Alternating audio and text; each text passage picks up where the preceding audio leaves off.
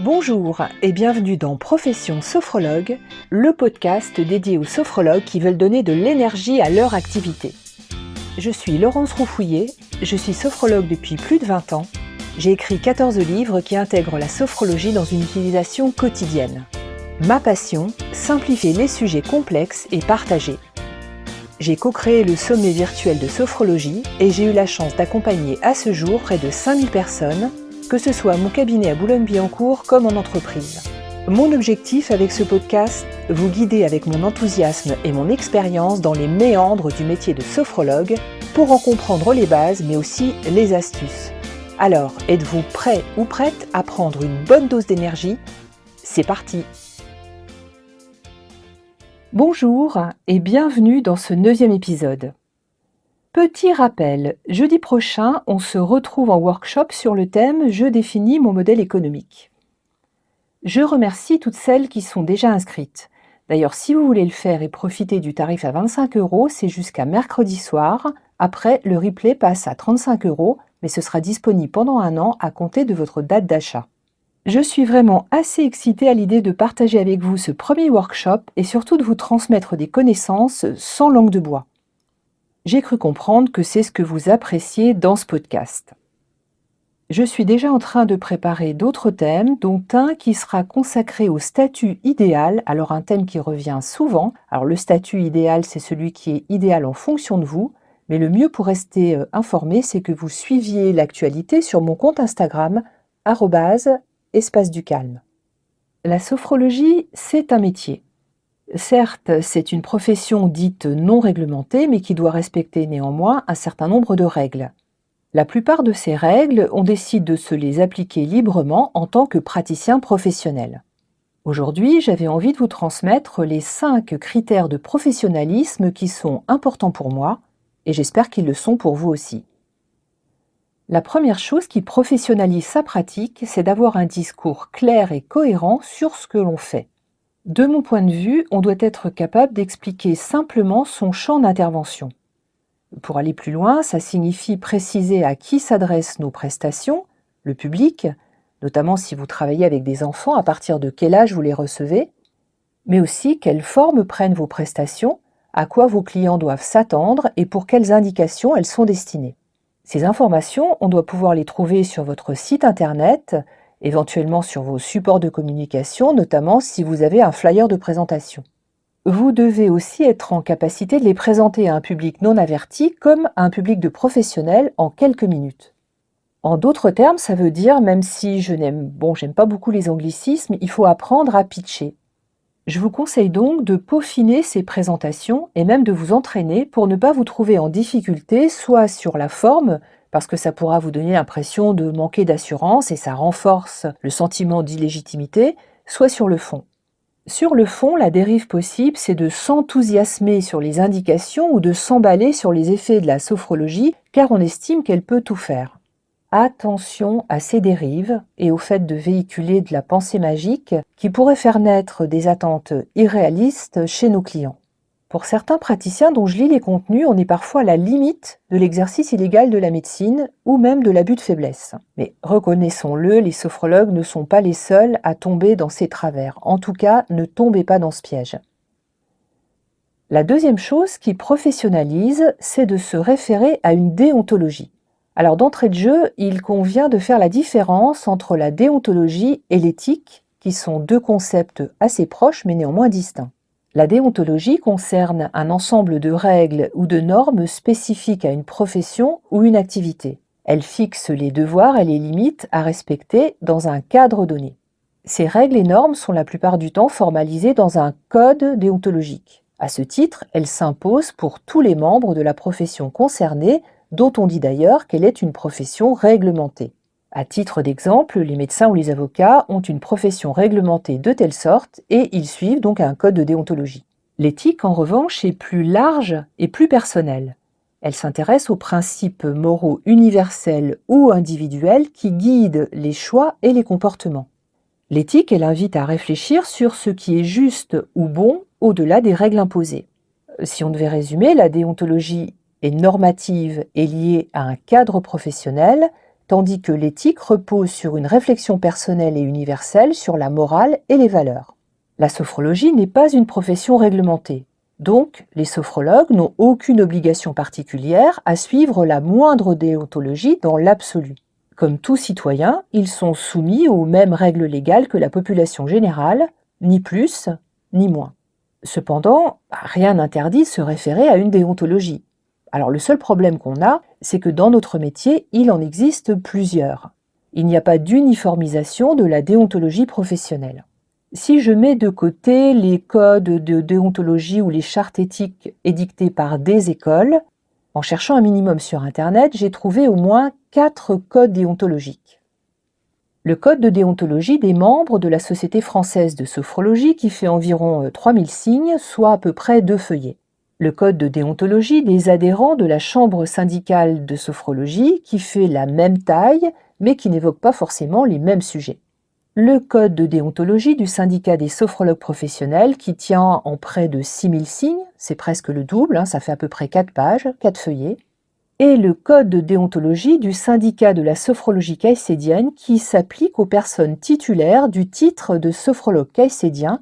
Et lui, il fait 22 000 signes, soit près de 15 feuillets. Donc vous pouvez imaginer qu'il englobe des sujets encore plus vastes que les précédents. Si vous êtes sophrologue caïcédien, c'est ce dernier, moralement, qui s'applique de droit.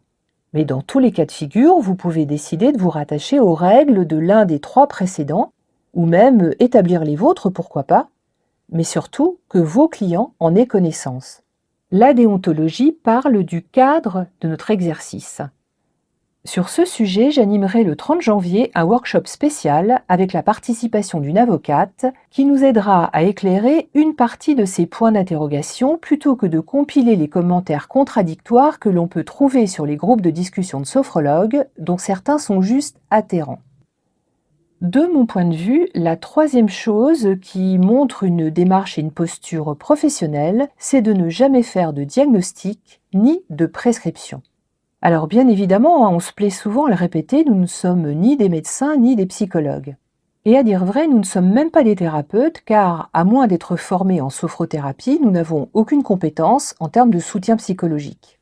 Pour ma part, je suis secouriste en santé mentale, je suis aussi formatrice sur les premiers secours en santé mentale, ce qui me donne des connaissances pour repérer, soutenir et orienter ceux de mes clients qui traverseraient des phases, des périodes de vie où ils ont des problèmes psychologiques, mais je ne me prends pas pour un psychothérapeute.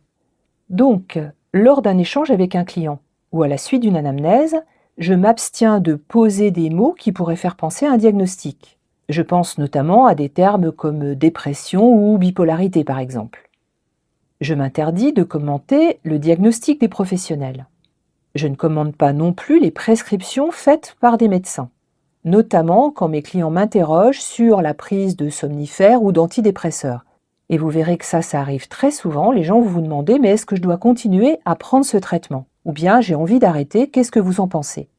Je leur conseille inlassablement d'évoquer cette question avec leur médecin traitant, avec leur médecin prescripteur. Ou éventuellement, je leur conseille de prendre l'avis d'un autre médecin. Dans la mesure où je ne soigne personne, je ne suis pas thérapeute, et pour éviter toute confusion, je ne prescris rien non plus. Je ne conseille pas de compléments alimentaires, quels qu'ils soient. D'abord parce que je travaille beaucoup avec les généralistes de ma ville, et je ne veux pas qu'ils pensent que je me substitue à leur prise en charge. Ensuite, parce que je n'ai aucune compétence pour évaluer les éventuelles interactions entre des compléments alimentaires aussi naturels fussent-ils et les médicaments allopathiques que prennent déjà mes clients. C'est un choix de ma part, mais je ne veux pas particulièrement non plus être revendeuse de produits et j'ai conduit régulièrement les laboratoires, y compris de médecine naturelle, qui m'en font la proposition. Mais une fois de plus, c'est mon point de vue, chacun fait ce qu'il veut. La 4e chose qui professionnalise, c'est d'exercer dans un cadre légal. Alors, ça peut tomber sous le sens, mais ça n'est malheureusement pas toujours aussi évident. Un cadre légal suppose d'avoir une existence juridique, en clair, une activité déclarée, quel que soit le statut qu'on a choisi. Avoir un cadre légal suppose aussi que ses revenus soient déclarés. Avoir un cadre légal suppose de posséder un lieu dédié ou bien d'avoir un mode d'exercice extrêmement clair, notamment quand l'exercice se fait dans un cabinet pluridisciplinaire. Certaines professions médicales ou paramédicales ne peuvent accueillir des professionnels non médicaux, et ça relève de leur déontologie. Je précise aussi que l'exercice du métier de sophrologue à son propre domicile, même quand on est propriétaire, n'est pas forcément légal. Alors il peut y avoir des conditions liées à la fiscalité, mais surtout à la sécurité. Et pour cela, je vous renvoie au site de Sabine Pernay. J'ai déjà évoqué notre collègue, donc son site s'appelle relaxationdynamique.fr et elle a réalisé un petit guide, notamment le guide d'installation, qui parle de ces aspects, notamment le fait d'exercer à son propre domicile. Dans le cadre légal, il y a aussi les assurances que l'on doit souscrire obligatoirement. La responsabilité civile professionnelle qui couvre les conséquences, les risques des erreurs que l'on pourrait commettre involontairement. Le lieu d'exercice doit aussi être assuré et être en conformité avec les normes légales. Je pense aux conformités d'accessibilité. Enfin, aussi simple soit-il, je trouve intéressant d'avoir une plaque, si c'est le cas, ou une carte de visite qui décrit clairement ce que vous faites exactement. Et dans le cadre légal, il y a aussi vos conditions générales, et ça, on l'évoquera dans le workshop du 30 janvier. Et pour finir, la 5e chose qui professionnalise, c'est d'être transparent sur ses tarifs. Depuis toujours, les tarifs de mes séances sont affichés sur mes supports de communication, notamment sur mon site internet et le profil de ma page de prise de rendez-vous. Ils le sont aussi dans ma salle d'attente. Donc à tout moment, mes clients savent toujours à quoi s'attendre. Dans mes tarifs, il est précisé la nature de la séance, en l'occurrence si c'est une séance de sophrologie, d'hypnose ou bien une supervision professionnelle, et puis sa durée. Donc, si jamais vous dépassez la durée de séance, c'est votre faute et pas celle de votre client, même s'il est très bavard. C'est à vous de gérer la séance. Il n'a pas à vous régler de supplément. Ça, on en reparlera dans le workshop sur la posture et aussi dans celui sur la gestion d'une séance, parce qu'il y a toujours des petits problèmes de tenir, justement, par exemple, en 1 heure ou en 45 minutes. Pour revenir à la question des tarifs, moi je suis étonnée de voir qu'il y a des praticiens qui donnent leurs tarifs en message privé, ou bien ils demandent qu'on les appelle pour connaître leurs tarifs comme si c'était un secret. Moi personnellement, ça me laisse toujours la désagréable impression que le prix est fait à la tête du client. Réfléchissez donc bien à l'avance à vos tarifs ou à vos augmentations de prix de séance ou de cours avant de commencer un suivi avec quelqu'un. Il faut que la communication soit claire. Mais ça, on en reparlera notamment jeudi prochain. Voilà pour l'épisode de cette semaine. Alors j'espère que ces 5 points de professionnalisation sont évidents pour vous, et si ça n'est pas encore le cas, il est temps de vous y mettre. Je donne rendez-vous jeudi et avec plaisir à celles et ceux qui participeront au premier workshop. Si vous n'êtes pas libre à ce moment-là, sachez que vous pourrez toujours le voir en replay. Et d'ici la semaine prochaine, travaillez bien et n'oubliez pas, prenez soin de vous.